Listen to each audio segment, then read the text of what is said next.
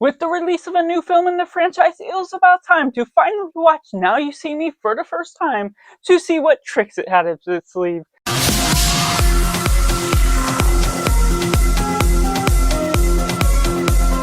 And welcome Cinema, where we focus on a film. I'm Joss, this is Simply Cinema. Let me know down in the comments below what you thought of Now You See Me.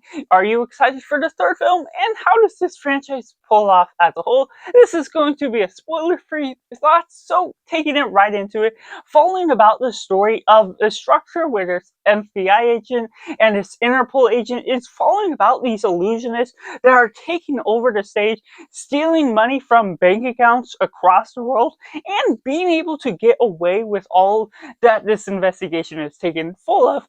It's very interesting the way they set up the story, take on the action, introduce the characters in a separated, disjointed way.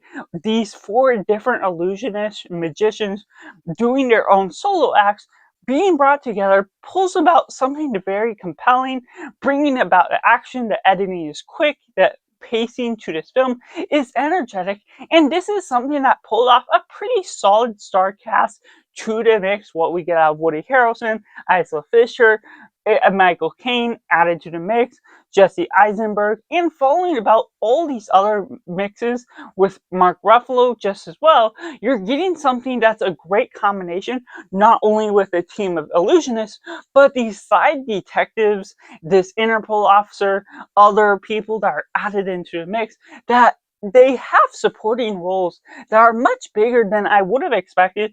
They play an important part to how this film comes together.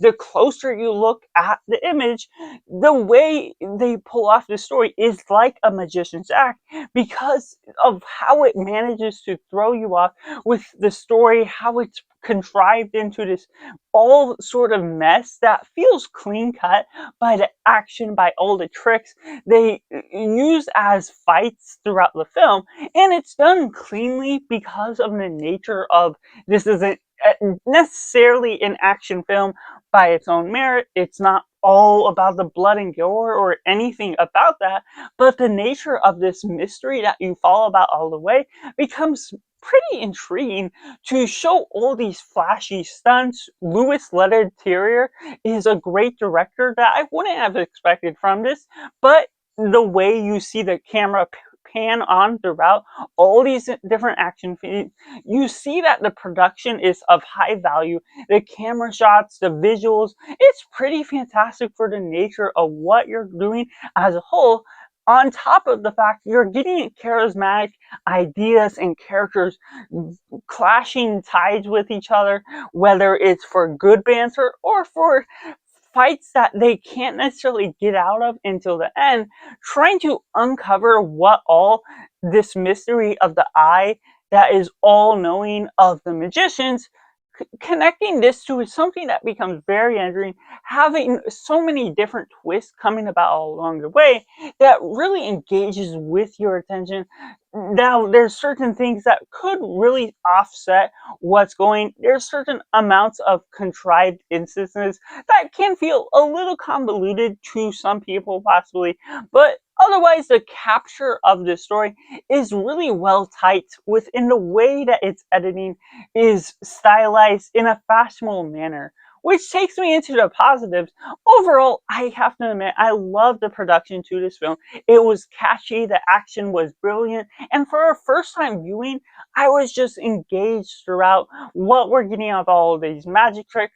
It's not something that I can personally connect to because it's both a heist film and one of the better ones up there of what I've seen, next to Ocean's 11, next to Heat.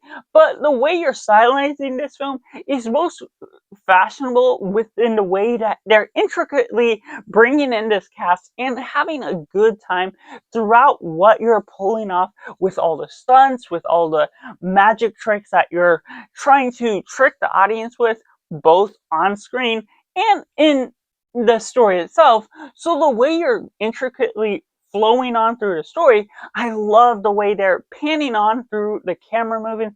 Everything is just really set up in a really well done manner that the storyboards and the screenplay must have had a huge play to really fit in well with the script that is all tightly knit within it. Which takes me into the negatives. Of course, there's certain things about the story, when you think too hard about it, you see where it's contrived. You see these different things that don't necessarily make sense. Certain characters of the plot that's involved with the mystery should be reacting more. They don't necessarily feel like they would be the actors that you would expect to not give any sort of hint of giving themselves away when talking about this mysterious figure that is behind it all, that is all revealed at the end.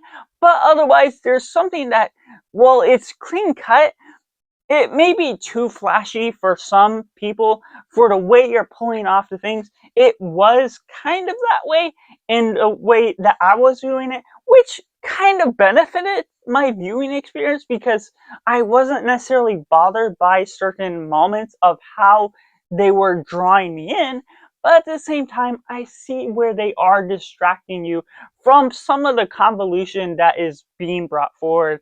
So that's just my personal thoughts on Now You See Me, which I have to rate a simply 8.5 out of 10. Let me know down in the comments below what you thought of this film. Was it good, bad, or somewhere right in the middle? And if you're excited for this third film coming out, if you haven't already seen it, and to make sure to like this video if you enjoy it, subscribe if you haven't already to join in film culture community where we talk about the love of cinema as a whole. So that's just all, and make sure to do yourself a favor and go watch a movie.